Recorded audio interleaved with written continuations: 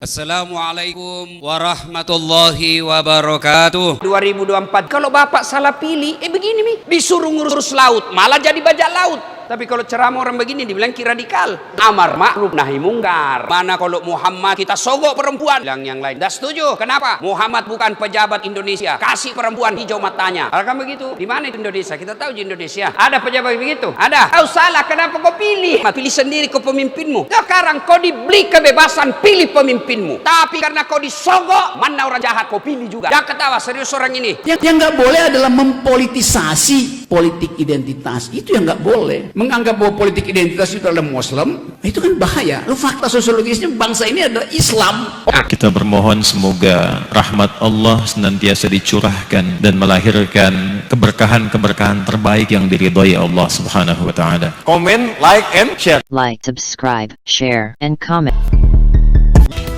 Musyawarah Rakyat atau Musra Indonesia digelar di Youth Center Kota Bandung dan dihadiri langsung oleh Presiden Joko Widodo. Salah satu agenda pentingnya disebut-sebut adalah memberikan rekomendasi figur calon presiden dan wakil presiden 2024 kepada Presiden Joko Widodo. Siapakah figur dan apa kriteria penentu pilihan Musra ini? Adakah nama figur ini dalam bursa bakal calon yang sudah muncul di permukaan belakangan?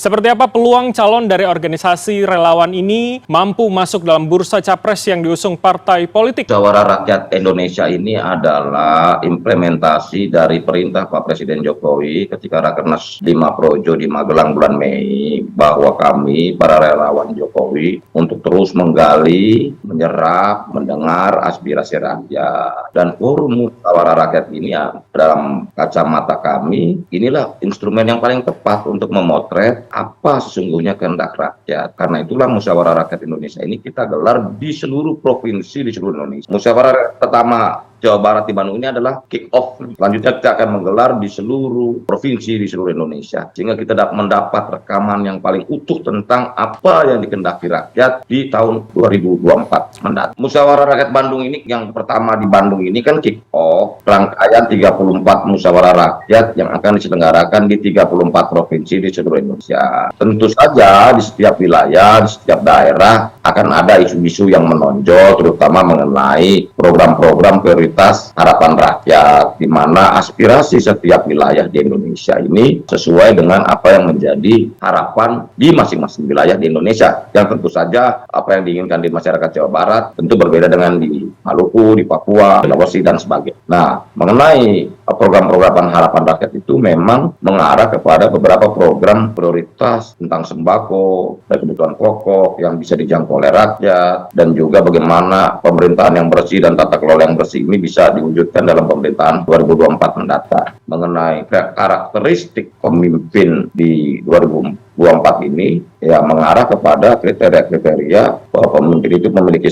pengalaman, 2 jujur, dan yang ketiga merakyat. 3 kriteria itu menurut hemat kami sangat menonjol dan sangat diidam-idamkan oleh rakyat, terutama ini terekam dari hasil musyawarah rakyat pertama di Bandung ini. Gitu. Nah, pengalaman ini kan artinya memiliki rekam jejak, memiliki track record dalam berbagai lahan.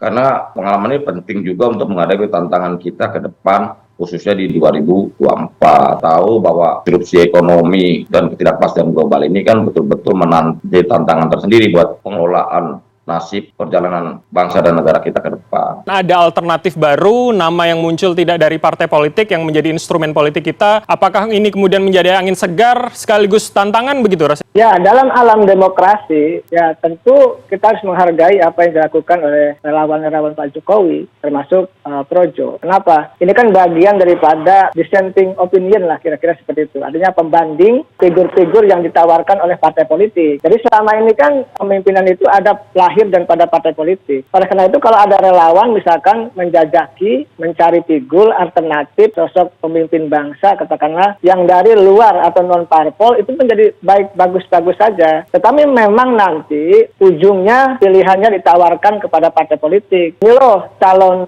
yang cocok, yang pas, sesuai kriteria kami, kan seperti itu. Ya, tapi saya melihat kalau dilakukan dengan cara baik, bagus, ya, lalu visioner, itu ya tentu ini juga akan menjadi sesuatu yang bagus sebagai bentuk cari pemimpin ideal masa depan. Tetapi memang jangan sampai, saya sih titip ya, atau memberikan masukan, jangan sampai ini sudah diarahkan kepada capres atau figur tertentu. Nah, kalau itu sudah dilakukan, itu kan tidak menarik. Jadi ya dibuka saja seluruhnya, atau forumnya dibuka saja, melihat tadi kriteria-kriteria yang disampaikan betul-betul menjadi harapan bagi relawan Pak Jokowi maupun harapan bagi rakyat. Tetapi kalau misalkan isunya atau forumnya itu sudah diarahkan atau sudah terbaca oleh pihak lain, ini kan menjadi sesuatu yang tidak menarik. Tetapi kalau memang forumnya forum murni, ingin mencari sosok pemimpin ideal masa depan di 2024 katakanlah, itu sesuatu yang positif dan bagus. Nah, rakyat pun harus tahu kan, harus punya alternatif, harus banyak pilihan. Siapakah figur-figur itu yang memang layak untuk bisa dijadikan sebagai calon pemimpin Indonesia masa depan. Karena bagaimanapun tantangan ke depan ini semakin kompleks, bukan hanya persoalan energi, finansial, ya, ekonomi, kesehatan, dan lain sebagainya. Kita menghadapi dunia yang penuh gejolak, gitu. Diambang perang antara Cina dan Taiwan dan lain sebagainya. Ini harus kita hadapi bersama-sama, mencari figur yang pas untuk bangsa ke depan. Kalau kemudian ini bisa kita katakan menjadi medium alternatif, tapi kemudian misalkan nanti calon pada akhir keputusan seluruh Indonesia 34 musra itu ternyata adalah salah satu kandidat dari kemudian kandidat anggota parpol yang saat ini mungkin namanya sudah beredar di publik, sudah ada di permukaan. Apakah itu bisa menjadi kita sebut juga alternatif begitu? Ya sangat mungkin ya. Yang mungkin nanti diusulkan oleh Projo itu salah satu anggota dari partai politik. Bahkan saya sudah menebak arahnya ke sana. Okay. Dan itu sah-sah saja. Tetapi memang harus dijaring secara objektif tadi, murni sebagai bagian daripada harapan rakyat begitu. Cukup menarik mendorong partisipasi publik pada event politik atau gelaran politik kita. Nama rasanya terakhir nanti disampaikan supaya tidak ada bau-bau endorse begitu untuk mempengaruhi antar daerah. Anda melihatnya seperti apa? Apakah kemudian medium alternatif ini rasanya juga punya sistem yang hampir mirip dengan partai politik rasanya begitu? Ya ini kan ada kritikan, ada masukan dari masyarakat gitu kan, bahwa ya jangan-jangan atau jangan sampai gitu ya, apa yang dilakukan oleh lawan Jokowi itu mengarah kepada dukungan capres tertentu kan itu. Katakanlah sebut saja yang akan didukung adalah sebagai figur gubernur gitu kan. Ini yang membuat menurut saya marwah dari relawan ini akan tercederai. Tetapi selama dilakukan secara objektif, ya itu akan bagus-bagus saja, akan baik-baik saja. Dan soal mekanisme ya akan mirip-mirip dengan partai politik. Saya rasa hal yang bagus saja kan, yang nanti hasil dari musra ini akan disampaikan ke Pak Jokowi, tentu nanti Pak Jokowi akan menyampaikannya kepada partai politik. Ya bagaimana sebenarnya rekrutmen ini,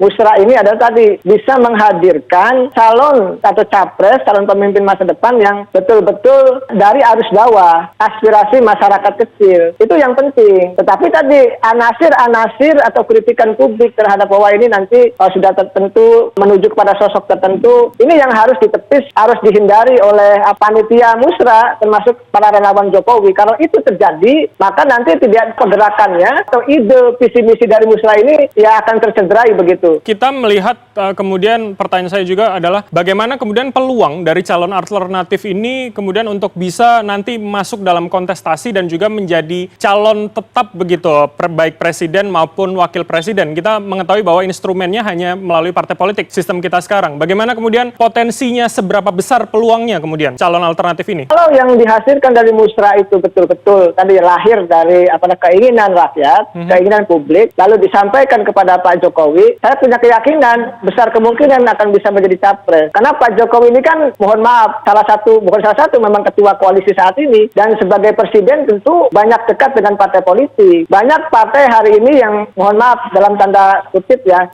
bisa dipegang atau dikendalikan oleh Pak Jokowi lah, kira-kira seperti itu. Jadi hasil musra ini saya berkeyakinan memiliki peluang besar untuk bisa menjadi capres di 2024 nanti. Misalkan Pak Jokowi menitipkan ke KIB atau Pak Jokowi nanti endorse ke partai yang lain. Jadi saya melihat apa yang dilakukan oleh teman-teman di musra ini, saya sih melihatnya akan punya peluang dan potensi yang dihasilkan musra tersebut akan menjadi capres betulan gitu loh. Urusannya nanti soal menang kalah kan belakangan begitu. Apalagi dengan posisi sebagai ketua koalisi, posisi Pak Jokowi. Nah, Pak Budi, artinya ketika Anda menyebutkan tidak mau salah langkah, bukankah ini kemudian akan menjadi instrumen yang juga mengganjal begitu? Rasanya mungkin calon di luar ajuan dari peserta pemilu atau partai politik rasanya mungkin akan dinomorsekiankan, bukankah logikanya? Tidak, kita jangan mempertentangkan apa yang menjadi kewenangan partai politik dalam hal ini dilindungi oleh konstitusi sebagai kekuatan politik yang bisa mencalonkan capres dan cawapres. Bahwa kami sebagai relawan ini kan ingin menumbuhkan, mendorong partisipasi publik agar demokrasi ini lebih berwarna, lebih sehat, lebih kuat, lebih memiliki daya dorong atau partisipasi publik. Karena demokrasi ini harus melibatkan warga, melibatkan rakyat banyak, melibatkan partisipasi dari masyarakat untuk membuat demokrasi ini terus tumbuh, berkembang, dan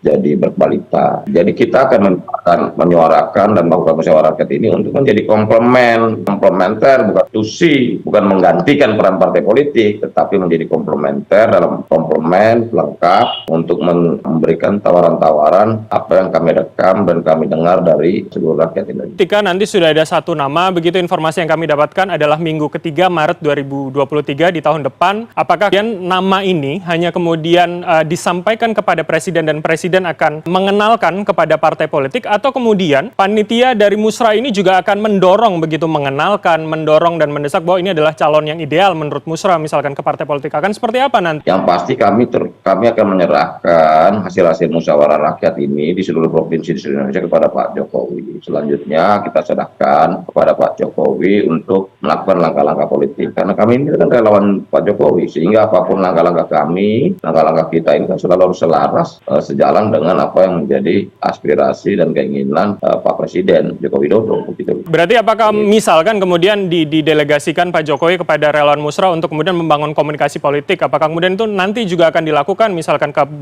semua instruksi dan langkah-langkah politik yang diperintahkan oleh Pak Jokowi pada kami, kita yakin sekali karena Pak Jokowi juga pemimpin presiden yang betul-betul mendengarkan suara rakyat. Itulah tugas kita, takdir sejarah kita adalah bagaimana menemukan penerus dan pelanjut Pak Jokowi Widodo ini untuk membawa Indonesia lebih baik. Dan jangan sampai benchmark yang sudah dicapai oleh pemerintahan di bawah Pak Jokowi ini menjadi langkah mundur gitu loh. Kita ingin terus negara ini maju karena kita menghadapi tantangan di 2045 tahun Indonesia merdeka. Sehingga kita juga ingin menjadi negara maju. Jangan sampai apa yang dicapai oleh Pak Jokowi selama 8 tahun terakhir ini menjadi langkah mundur bagi kita semua dalam kehidupan berbangsa dan bernegara kita, terutama bagaimana menuju gerakan Indonesia menuju ke arah kemajuan. Highlight-nya adalah partisipasi politik yang harapannya adalah meningkat begitu ya di pemilu mendatang. Jadi partisipasi itu harus dibangun dengan kesadaran bahwa rakyat semakin cerdas sehingga rakyat bisa menentukan langkah-langkah yang terbaik buat nasib rakyat dan juga membawa jalan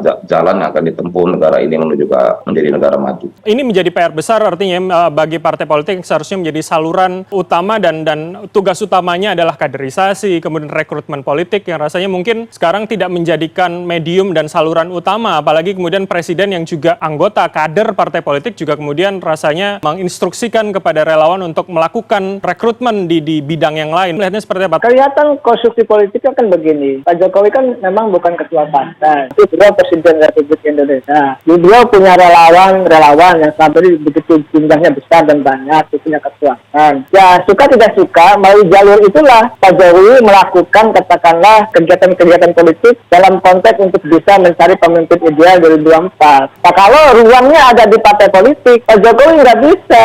Karena beliau bukan ketua umum partai politik. Maka ruang itu ada pada relawan-relawan Pak Jokowi. Nah, nanti kan Pak Jokowi mengusulkan itu pada partai politik. Saya meyakini ya kalau ini bisa menjadi musyawarah rakyat Indonesia yang tadi ya, yang berintegritas, yang bisa dipercaya, lalu menghasilkan partisipasi yang murni dari rakyat, tentunya menjadi sebuah kekuatan. Tetapi kalau partisipasinya misalkan dimobilisasi, ya ini yang menjadi pertanyaan. Tapi saya meyakini, kan ya ini murni-murni saja gitu untuk kepentingan pembangunan Indonesia ke depan. Saya melihat yang dilakukan oleh Pak Jokowi sudah saat. Karena kalau Pak Jokowi melalui jalur partai politik, dia bukan ketua umum partai. Tetapi melalui relawan lah cara beliau melakukan endorse capres tertentu untuk bisa diusulkan kepada partai politik. Begitu Bang Bram.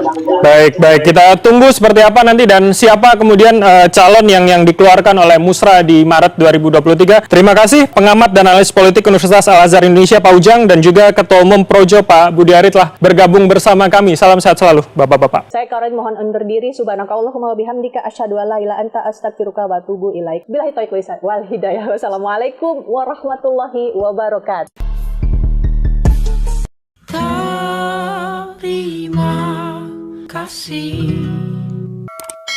Terima kasih. Wassalamualaikum warahmatullahi wabarakatuh.